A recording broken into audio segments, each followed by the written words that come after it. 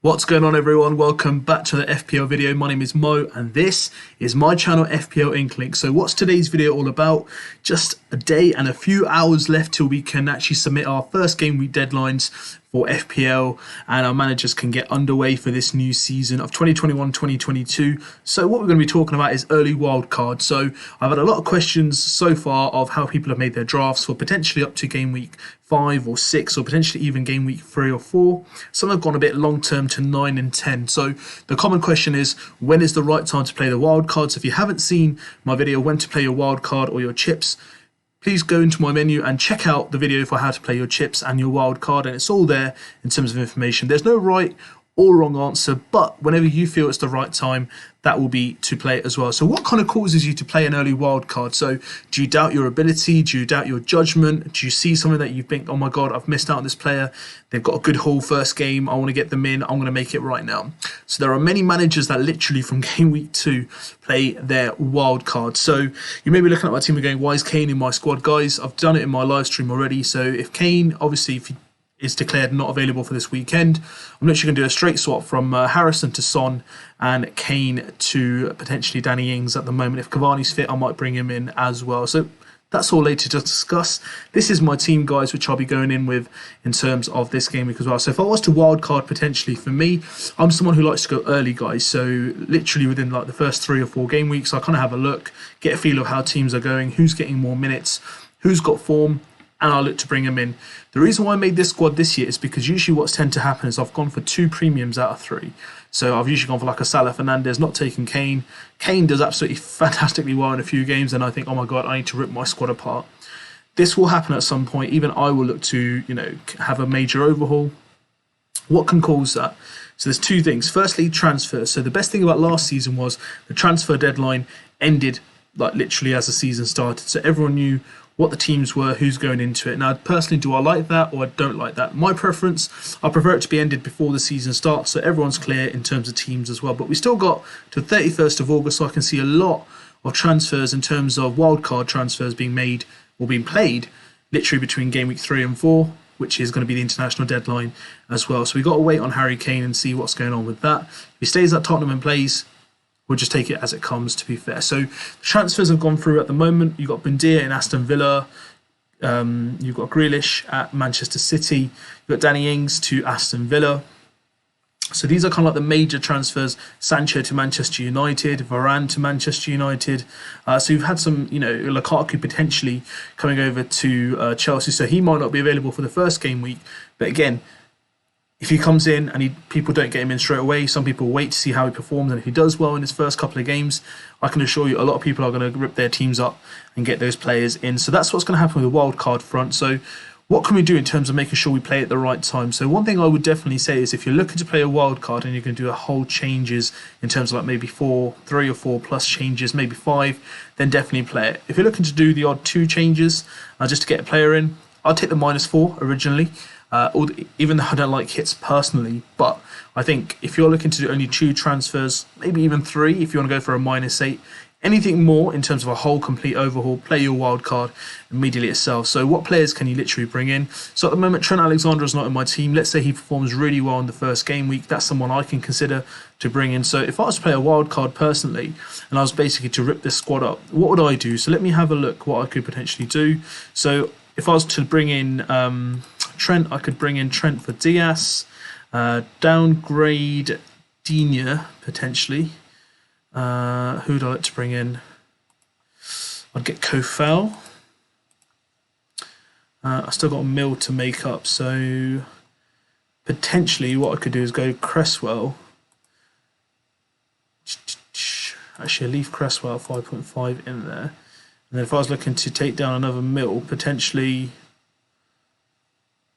I could downgrade Kane and go Danny Ings. And that should give me plus 3.5. So potentially I could go Harrison. And if Sancho gets off to a good start, I could potentially get him in. There is Jadon Sancho, 9.5. So as you can see, I've already made 1, 2, 3, 4 transfers. Now, for that, would I play a wild card? For me, I would. I'll play the wild card there and I'll get Kofal, Alexandra, Sancho, and Ings in because it's going to be 8 points for me. I'd go for actually no, it's going to be 12 points for me. I'd actually go for that wild card there and then, and that depends on all transfers. If Lukaku comes in and he plays off well and I feel I'll back him, I could go for him as well. But what that could literally cause me to play the early wild card itself. I think another big factor is going to be Manchester City. So at the moment, not many players or not many teams are going for Manchester City assets. So let's have a look at Manchester City. Let's go for teams selected by. So as you can see, the most kind of owned defender is Diaz at 27.5, Grealish at 27.8. This guy was around 38% when he was at Aston Villa, and Jesus is only 3.3. So you got real big hitters like Mahrez at 6.9% ownership, Gundogan at 7.2. But with Gundogan at the moment, one thing I will say is because Kevin De Bruyne is injured, going by last season, he played a role which is a bit further up, and he did actually really well. So he was the highest scoring midfielder for Man City, and with a respectable 157 points, 7.5 mil this season. It was 5.5 mil last season, guys. So there's a 2 mil jump, and 7% managers have got him in at the moment. And let's say he takes a penalty and he gets a few points, sets up a goal, there'll be a major overhaul for him. Even like Mahrez, for example, Sterling, Torres, people can look at these players to bring him in. So we'll have to wait and see who plays the overall percentage or minutes in terms of Manchester City, because everyone's biggest kind of like pet hate or kind of like concerns are the kind of pet roulette. So we'll have to wait and see. Another team is potentially going to be Liverpool. So yes, at the moment, 31% of managers own Alexander Arnold. Now, I always say that in my streams, and I've answered people's questions, is, out of 10 managers, only 3 managers actually technically own Alexander Arnold. I assure you, if he gets off to a good start in the first 2 or 3 game weeks, including myself, I'll definitely look to bring him in. That ownership could easily hit 50% in no time. Another player that I'm looking at the moment is someone like a Jota. 11% managers got them in at the moment. He can literally get off to a good start. Potentially people will look to bring him in. He could get a few goals. And another one's potentially going to be Mane. So Mane, 4.3% of managers at this point of recording are owning him.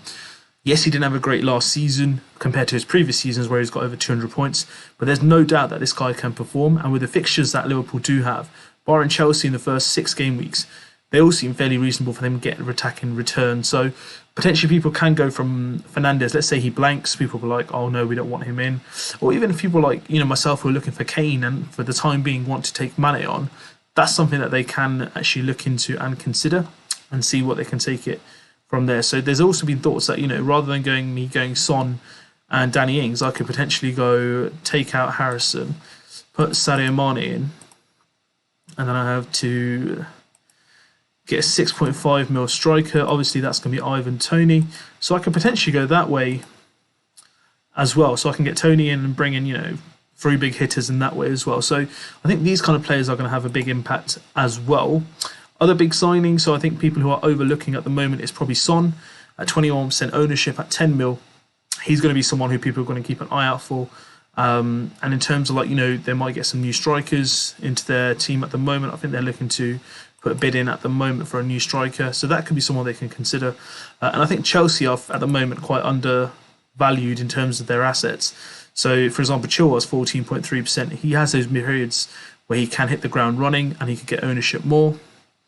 And then obviously Mason Mount's at 21%, nearly 22% ownership. But there's players like Havertz with 13% ownership. I reckon they'll go up if he gets a few assists.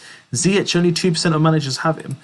He didn't play many minutes last season, but he's shown some really good pre-season form. Again, if he gets a good couple of assists or returns, this guy's someone who people can look to bring into their squad. So wildcard picks can be pretty easy.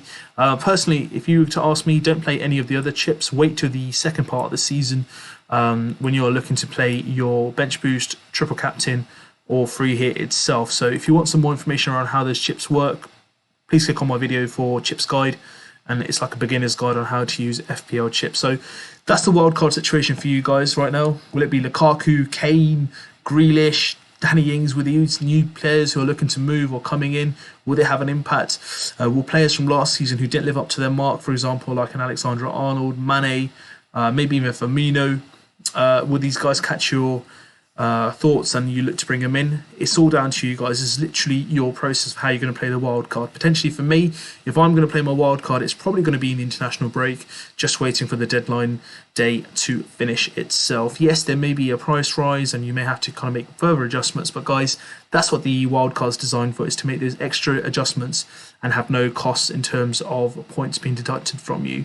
So that's my team, guys, at the moment. That's the wild card thoughts. Let me know what your thoughts are. Are you thinking about an early wild card, or are you going to hold it back and wait to see how your team fares along and take some hits in the process as well? Let me know what your thoughts are. Let me know how you found this video. Give me a thumbs up if you like the video. Also, subscribe to the FPL Inklink channel. Hit that subscribe button. Help me grow, and let's have a great season for the FPL itself. Not long to go, guys. Now get your team submitted in, lock them in, make your final decisions, and let's get this season underway. So best of luck. I'll be back with some more content. Till then, take care.